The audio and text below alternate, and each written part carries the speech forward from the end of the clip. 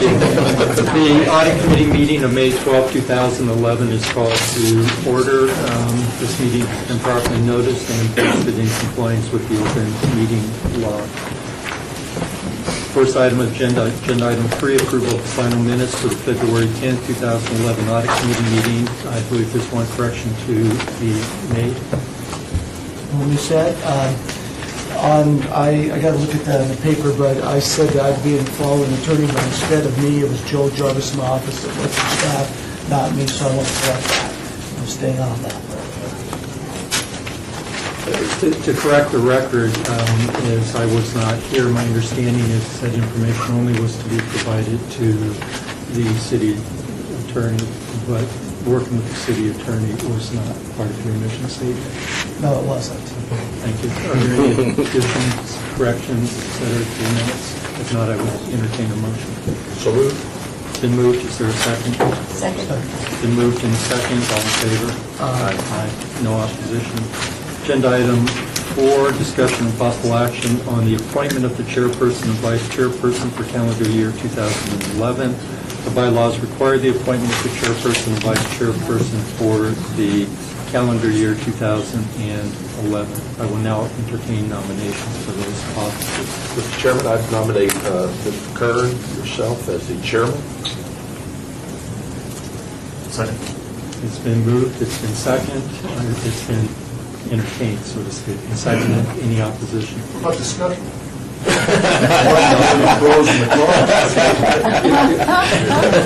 It's open for discussion.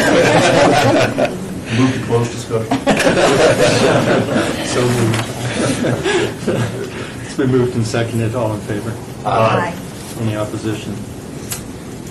For vice chairperson, I would entertain a motion. I make a motion that our esteemed colleague, Mr. Wolfson, Councilman Wolfson, be that the vice chair.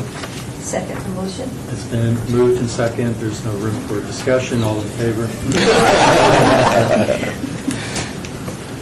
Agenda item 5. Wait a minute, did you have discussion?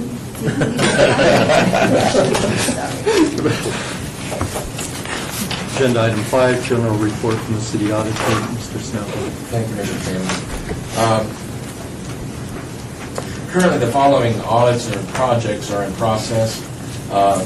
Municipal Courts Work Program, Nancy Beatty is in charge of that audit, leading that audit, and it's in the planning stage. A&E Awards, I'm leading that audit, it's in the reporting stage. Traffic Engineering, Brian Smith is working on that one, it's in the reporting stage. The Hanson Contract, I'm leading that one, and it's in the planning stage. ICR on Municipal Sports Unit, Nancy Beatty's working on that one. That's in the reporting stage. And surprise cash counts with various auditors involved in it are in the field work stage. Currently, we have 3 investigations that are open. Gary Phillips is leading those, and 1 in the reporting phase. Additionally, as a result of the Think Forward initiative, many city departments have been restructured and many divisions have been realigned, including service and functional realignments. This necessitates a reassessment of our auditable entities and an update of our annual audit plan. I will be performing that assessment and providing you with an audit plan for FY 2011-2012 at our next meeting on August the 11th. Additionally, I have received a request from the LBCEA to perform an audit in public works relating to outsourcing. I informed the LBCEA that I would bring this to your attention, and I plan to consider the request in conjunction with the annual audit plan and present their request at the same meeting on August 11th, 2011. This concludes my report, Mr. Chairman. 2 questions that I have. With respect to the annual audit plan and restructuring that the city has taken place, and given the reports, at least the review from the last meeting and the report that we have for this meeting, what does that mean as far as training and compliance with internal control procedures? Related to internal control procedures, I think what happened if I misspeak, I think Mr. Sanchez will probably correct me, but basically, it's pretty much the same structure. The structures within have been realigned in different silos. There's basically 4 super departments, and formerly the departments have been aligned in that. There have been some departments that have been broken apart, with some of the pieces of it moved over to another area that was made more functional sense. And then, so to say that, well, then I believe that the controls, as far as controls within the departments and controls related to those individual activities, I don't think they're going to be impacted by a realignment. Chairman Kearns, Brad was right, except it's not called silos because we're trying to break away silos. We're functioning as one enterprise. But we did align the city by function of area of responsibility, and it's just more streamlining and more economical how we operate as a city more efficiently. Function of area responsibility. With respect to the audit request by LBCEA, by deferring the audit to a later date, what effect does that have on outsourcing, if any? I think that there's a procedure set up within the contract that the city's required to follow, and that continues on. What they were asking was a review of that area to see if the outsourcing made sense to do it, or if it could have been done internally by hiring more people. And That's pretty close to, I think, what the request was. And so is the department, or is the various, not silos, functional areas, continue their outsourcing? Does this audit have an influence on the outsourcing? Does this audit? Yeah. No, because it's actually required in the contract. It's an agreement. It's an agreed-upon procedure, and we're just going to review it and see if we can add some further light. Is there further discussion? Yes, Mr. Chairman, please. You said the contract, what contract are you referring to? That's the contract between the LBCEA, and the City of Las Vegas. Can anybody request an audit? They can request an audit with Councilman Wilson, but before I would do it, I would bring it to you, bring it to this committee to get approval for it. Mr. Kearns, with your permission, I believe it's not in the city's best interest to have a bargaining unit request the sources of the city to do an audit. That may impact our contract with them, so that's just from my perspective. Question and follow up with Mr. Sanchez's comment. Are they willing to pay for this audit? That I cannot answer. However, the president of the LBCEA I think is the here. president. Something I would actually have to have my board look at and approve. We probably need to have him, probably have him come up and so he can be heard on the mic. Sure. Please step forward and acknowledge yourself. Oops. Thank you. Maybe he can. For the record, I'm Don King, president of LBCEA. The question was whether we would consider paying for the audit. It would depend on the cost of the audit, and then I would have to have my board's approval on it. The request for the audit initially was just to see whether we were doing things the most efficient way that we possibly could. We contract out an awful lot of projects in the public works area. A lot of it seems to be duplicated in some cases, the types of services, which is why we requested the audit. Mr. Chairman, do you have any idea of how many man-hours or how many persons would be involved in an audit like this? At this point, no, but when I come back in August, I'll have an estimate if we were to do that. I would say to Mr. Sanchez that I see what you're saying, and I don't believe the city should pay for all of it, but we should pay for some of it, I think, because I think it's very important that we, particularly board members that need to make votes, are aware of this information. because, when lots of times when the vote comes up, we don't have all of this already done, and you need that research in order to make an effective decision. And Councilwoman Tarkanian, Chairman Kearns, if the scope is limited to see if it is in the best interest that we're doing the most economical way to proceed for what we're doing for Public Works and the portion of contracting out services versus hiring an internal staff to perform it, I think that would be a reasonable approach. But it's just limiting the scope of the work that's going to be performed. Is there a feasible way, Brad, to do a cost-benefit ratio pre-audit to determine the savings? We'll look into that. I think that's possible. I think that's possible. So we can do something related to that, but then I'll bring it back at the next meeting. Mr. Chairman, I mean, is it possible for you and Mr. King to get together and sit down and have a discussion informally of the type of information he's looking for? Maybe we don't, I think this is what we're talking about now, is perform an actual full audit. Maybe in your discussions with Mr. King, maybe something less than an audit or something pre-audit like you're talking about. And then the second thing would be, it would be great if a decision could be made before August. If we come in August and then we approve it, then it's another 3 to 6 months before it happens. So maybe some sort of discussion in the next 30 to 60 days would be productive. We will move forward. Any further discussion? If not, I would entertain a motion. Second. Moved and seconded. All in favor? Aye.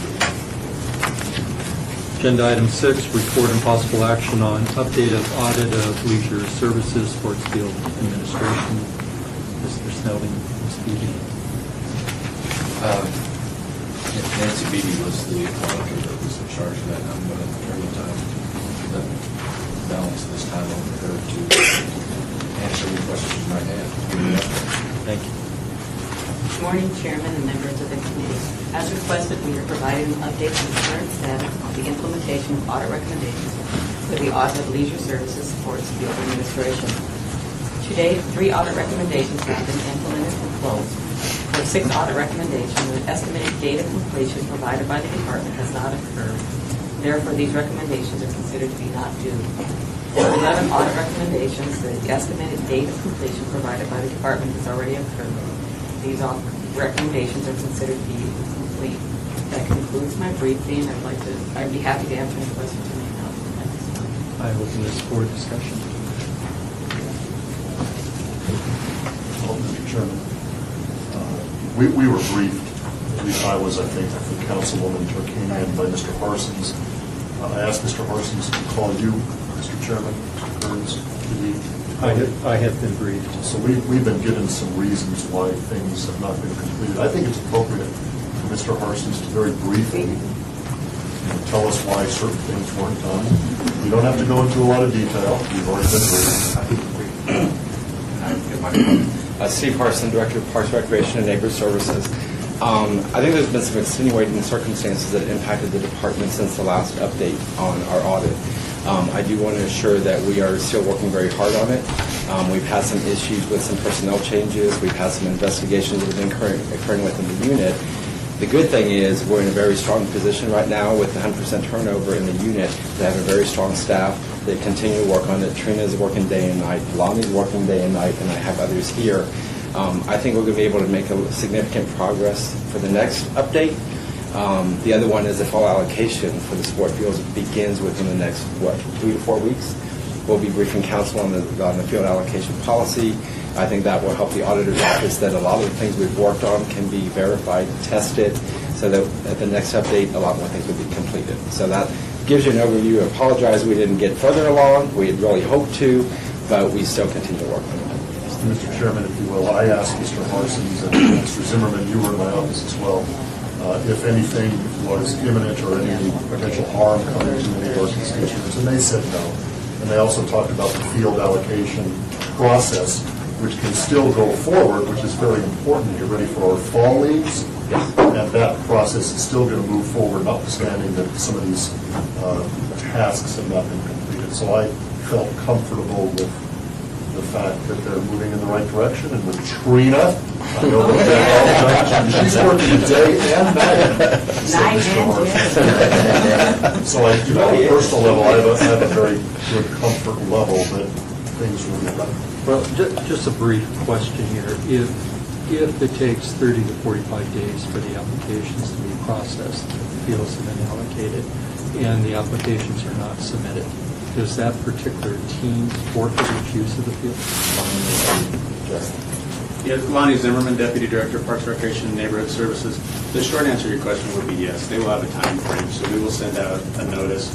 They send it back in. At that time, we document all the dates of when things are due, when the actual meetings are. But if somebody failed to initiate or ask for fields because of supply and demand, they would be eliminated from the process. Thank you. And also, just as additional information, we did an update. This is our tracking system. So just so you know where we are, we provided a similar thing at the last meeting, but at least so you know we are monitoring ourselves. Just one. So we are policing ourselves as well. Stay on track. Thank you for the report. Thank you. Any further discussion on this agenda item? Mr. Chairman, I do have a question for Ms. Beatty. Are any of the responses you received here with the briefings, et cetera, that we've received, are any of the responses you've received less than adequate in your mind? And again, I'm calling upon you and all the audits you do and the responses you get from city staff. Is there anything irregular here that we should be aware of? I think in any audit response, we basically do it in any audit. In other words, what I'm trying to do is make sure that what they've implemented will mitigate the issues. And so with any response, there's always some little tweaking that happens. I mean, where there's things that weren't considered that maybe there needs to be another process or another thing implemented. And that this is no different than any other audit. Thank you. Any further discussion? I would entertain a motion to accept the interim follow-up report, but not as the final report. Is that correct? Does this continue to be an agenda item, or did I misunderstand what was just represented to us?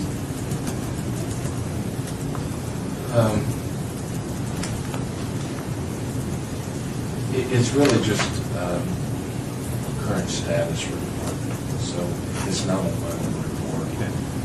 Could I ask a question before you take the vote? On the reassignment of the fields, that's not going to change anything that we worked through sort of diligently in the last couple of years to give them equity, is it? I mean, you probably know what I'm talking about. Again, Lonnie Zimmerman. Equity is what it is about, Councilwoman. And one of the reasons we're coming up to brief you as a council the week of the 23rd is so that we can discuss, like I think both of you have experienced in the sports world, is the perception of equity and true equity are two different things. So could it impact some of our user groups? Undoubtedly, because there's change to the system.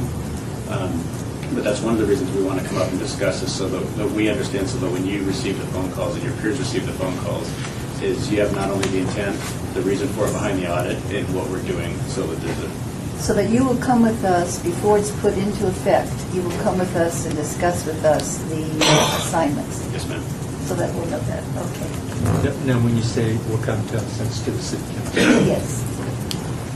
The city council members. Yes, ma'am. Any further discussion, Mr. Snelling? Mr. Chairman,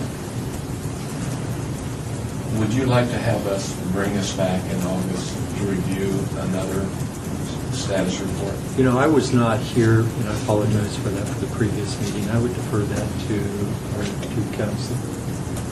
What your preference is? I don't know why we wouldn't have it right in front of us in August. Wouldn't that be a standard thing to do? Because your report today is that things are incomplete due to certain reasons. I think the next meeting would be appropriate for us to have an update on the progression of this audit. Yes. Yes, Councilman Wilson, that's the case I was thinking. Generally speaking, the audit findings that are incomplete, we review with you for all the departments once a year.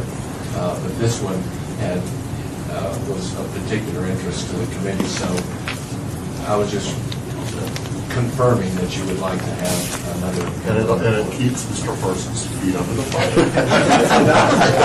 I mean, there's a number of reasons for that. And he's smiling, and that's a good thing. All right, well, I would ask Councilman Wolfson to make the motion. My motion would be that this come back before our next regularly scheduled audit committee meeting for a status update. It's been moved and second. All in favor? Aye. Agenda item 7, discussion and possible action on audit of the Metropolitan Medical Response System grant program. Mr. Snowden. Thank you, Mr. Chairman. Nancy Beatty was the lead auditor on this audit. We'll give her a report. As part of the annual audit plan, I completed an audit of the Metropolitan Medical Response System grant program. In September 2000, Las Vegas was awarded a contract with the U.S. Department of Health and Human Services to develop a centralized medical consequence plan. With amendments, Las Vegas received $880,000 from this contract. In 2004, the Department of Homeland Security initiated a non-competitive grant referred to as the Metropolitan Medical Response System, or MMRS. Las Vegas is one of 124 jurisdictions eligible to apply for this grant. The program integrates emergency management, health, and medical systems into a coordinated public health and medical response to mass casualty events. Between 2004 and 2009, Las Vegas was awarded $1,750,873 in MMRS grants. The MMRS grant program is a pass-through grant with the State of Nevada Department of Public Safety Division of Emergency Management, often referred to as DEM. DEM provides oversight and reimburses Las Vegas for grant expenditures. The audit objective was to ensure that the MMRS grant awards were administered in accordance with federal and state guidelines. The primary guidelines used during the audit are noted on the slide. The audit report consists of 8 findings relating to noncompliance with the various federal and state guidelines. I have reviewed the findings and recommendations with Chief Munter. He has indicated that they will implement their audit recommendations by January 2012. Chris Broll, the MMRS coordinator, is available to answer any questions that you may have relating to how they will resolve the issues presented in the audit report. I would like to briefly review the findings with you now. The first 2 findings related to pharmaceutical and equipment purchases. In finding 1, we documented noncompliance with 44 CFR Part 30 equipment standards. We also noted that an inventory management plan has not been implemented.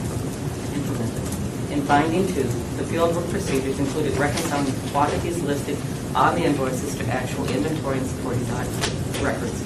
We found that discrepancies between the records and the actual quantities.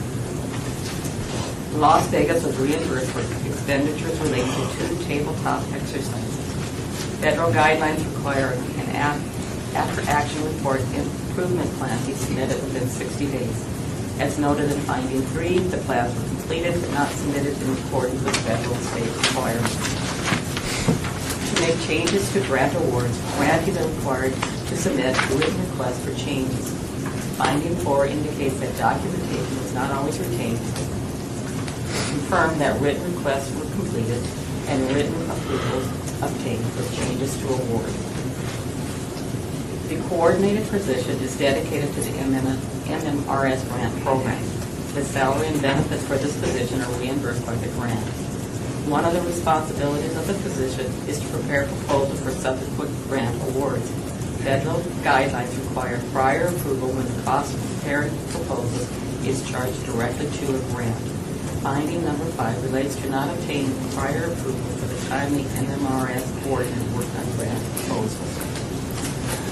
Finding 6 relates to federal guidelines that require a supervisor or somebody who has direct knowledge of the job responsibility to certify on a semi-annual basis that the MMRS coordinator works solely on the grant program.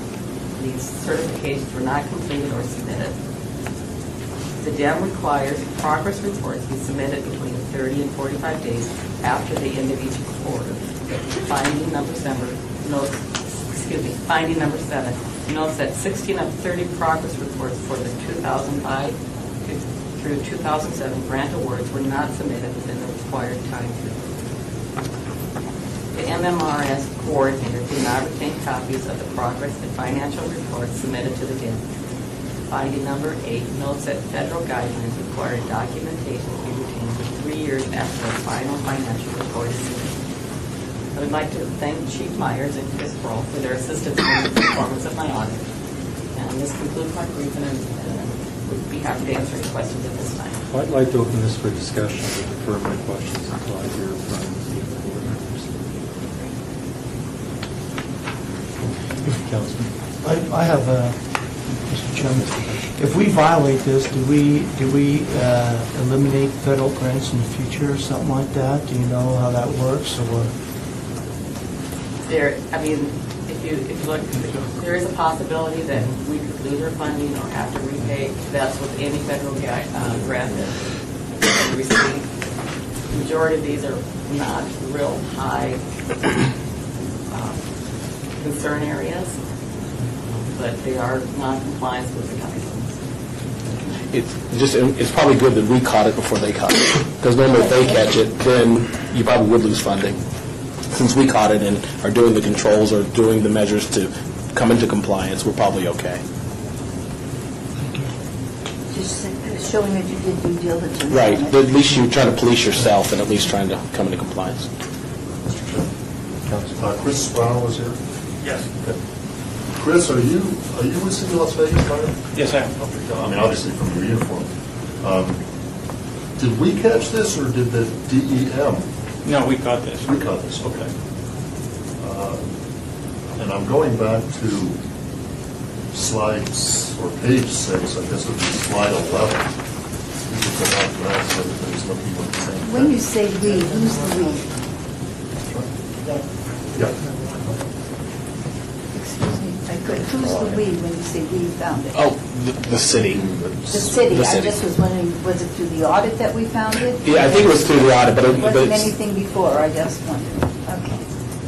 Now, here's my question. One of the things I'm referring to,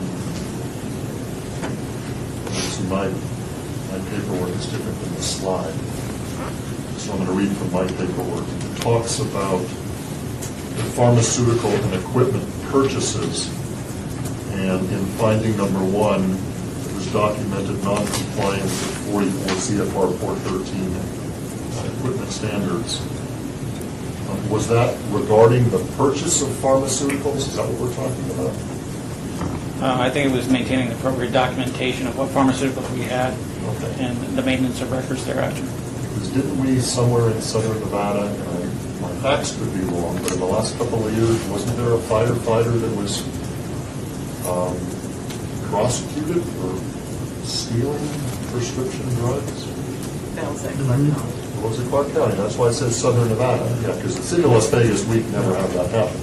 One of our assistant chiefs is shaking his head. Okay, well, I mean, that's important. And my point is that we found where we were not complying with proper procedure, and, at least in another agency, it was a problem. So this is a good thing that we found that there was some non-compliance, and we're correcting it. But are we correcting it? And I think you're referring to page 6 of the report. And it indicates a review of invoices showed the 2 shipments each with 864 treatments of, and I'll mispronounce this, ciprofloxacin were purchased through the grant program. However, supporting documentation shows only 1 shipment of 864 treatments was received. What happened to the other shipment? We never received another shipment. I think that was an ordering mistake that wasn't caught. What happened is we received 2 different invoices, and both invoices were paid and reimbursed in the grant. We only received 1 shipment. And so is there a recovery then of the payment? The city was reimbursed It was. by the grant twice. But from the The pharmaceutical. city paid for it twice, the city was reimbursed by the grant twice. I think what he's asking is, did the pharmaceutical company reimburse The city. or the grant back for the second shipment you didn't get? It's not in your report. It wasn't caught until the audit, and this was back in 2004. And as far as if the department But too did late. anything to pursue that, I don't know. I'm not aware of anything that occurred after that to try and remedy the situation. Councilman, I apologize. No, I'm finished. You're finished?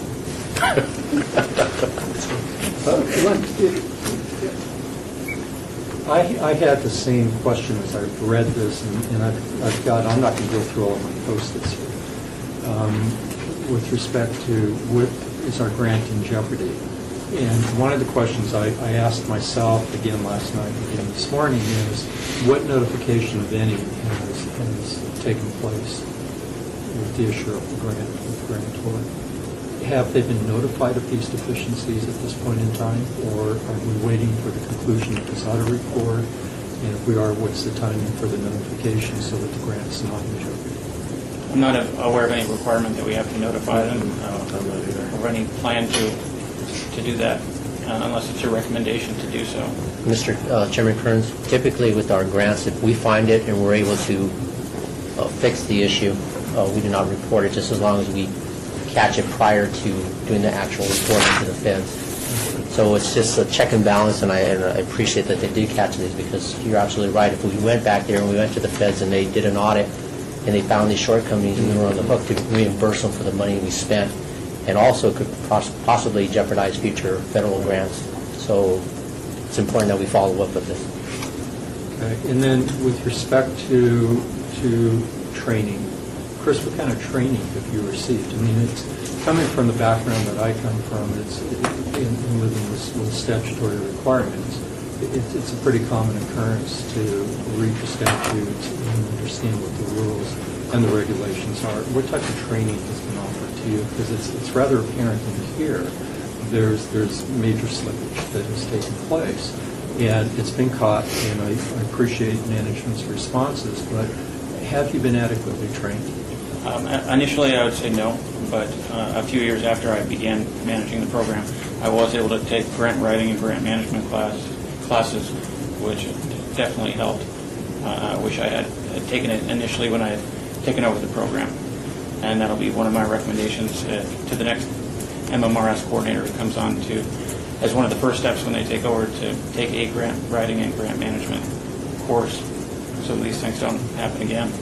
And as part of the grant writing and recordation, there's typically a work program that the coordinators use. It's like an internal control checklist. Do you have the checklist, the procedures to be followed? And I'll use an example here. I think Nancy had to, and did contact EMS to obtain some of these reports that were not contained within the files. But it would appear that there should be some type of checklist that says procedurally this is what we need to do, this is how we're handling this. And for internal audit purposes, for our purposes, you didn't address this in here. Is there a checklist? There wasn't one. Part of the problem with this is there were 3 different individuals throughout the course of these different grants that was responsible for. Many of the documents, stayed with that individual.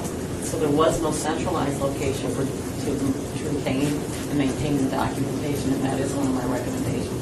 I think if you have a centralized location for the documents, that you're going to keep better track of them, for one thing. And if there's a coordination between Chris and the individual who's paying the bills, that'll alleviate some of the issues. And Chris confirming on the quarterly reports that go to the state, that'll alleviate some of the issues.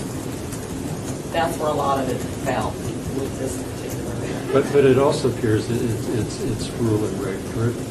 And from my perspective, for internal audit control purposes, from my perspective, there should be some type of checklist created for compliance with those rules and those regulations, but I don't see that in the report. I did recommend that they implement policies and procedures or SOPs. Yeah, but I don't think you were directed.